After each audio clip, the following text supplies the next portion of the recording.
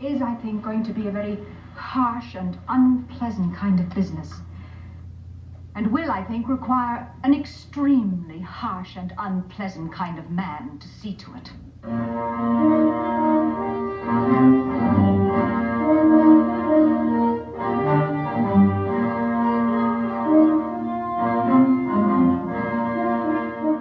When people think of John Wayne, the image of a tall cowboy sitting in the saddle atop a large horse with a rifle in hand usually comes to mind. He dominated the Western genre for many years and appeared in more than 160 films over his lifetime. Since he was such a prominent figure in the film industry, he became an icon for the American people. As a young child, he lacked stability and support from his family. His father was loving and kind, but incompetent when it came to making a living. His mother, on the other hand, was strong and hardworking, but cold and distant. The family moved often and never had much. When he became an adult, he had the opportunity to go to college with a football scholarship, but after he was injured, he was forced to drop out because he couldn't afford to go without the scholarship. He started working on movie sets and then went on to act in B westerns, making small paychecks.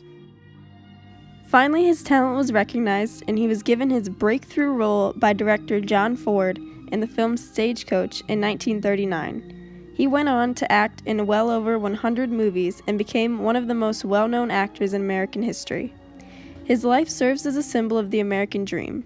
He came from humble beginnings, but with hard work, he was able to achieve great success. John Wayne exemplified many different values that are near and dear to the American heart. He was a hero, a cowboy, a soldier, a sheriff, a U.S. Marshal, and even an outlaw. He represents the American frontier, a wild land, the Old West, where people went to chase their dreams of freedom and wealth. Well, I don't favor talking to vermin, but I'll talk to you just this once. You're not just getting started. The line's been drawn. What Billy did balanced the books so far.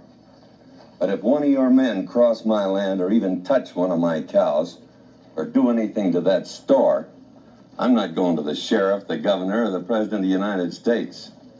I'm coming to see you. Mr. Chisholm, that sounds like a threat. Wrong word. Fact. Paul, but I'm sorry. Never apologize, mister. It's a sign of weakness. Most of my life in the wild country, and you set a code of laws to live by. What laws? I won't be wronged, I won't be insulted, I won't be laid a hand on. I don't do these things to other people, and I require the same from them. Nobody's trying to stop you. You want to quit, quit. Go on back to the bottle, get drunk. One thing, though. Somebody throws $1 in a spittoon. Don't expect me to do something about it.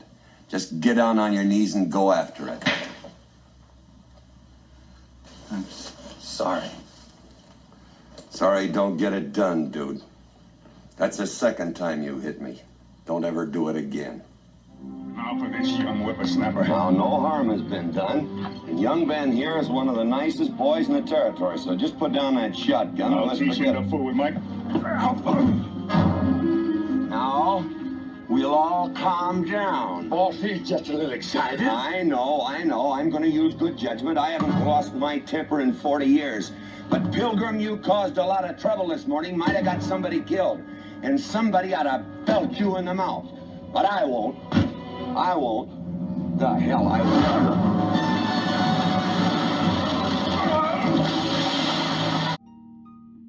To truly understand John Wayne, his entire life must be examined. Despite all of the positive aspects of his life, there are also some not-so-positive elements to consider.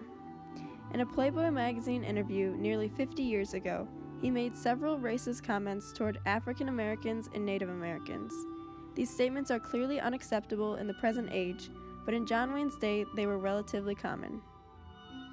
He was a product of his time.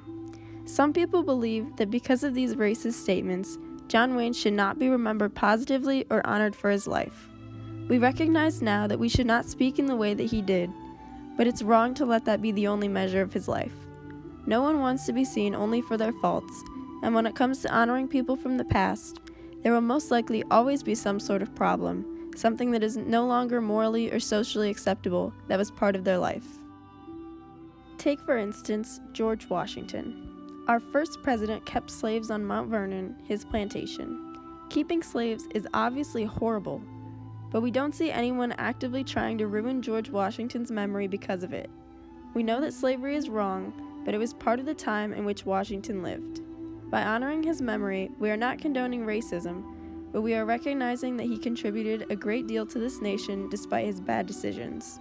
John Wayne deserves to be seen in the same way.